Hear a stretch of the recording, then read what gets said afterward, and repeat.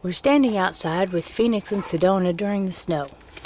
They like playing in the snow more than any dogs I've ever had.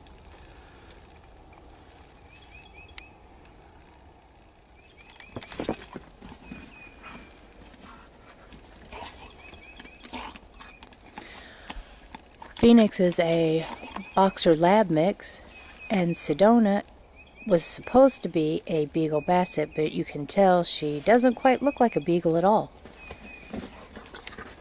We took her to training once and they thought that she was a Rhodesian Ridgeback Corgi mix. Isn't she a funny little dog?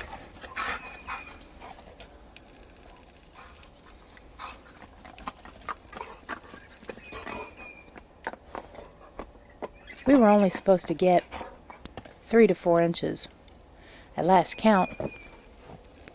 That looks closer to 5. The local weatherman said that before it's all done, we could have over 8 inches. I think my puppies are going to be very happy with that.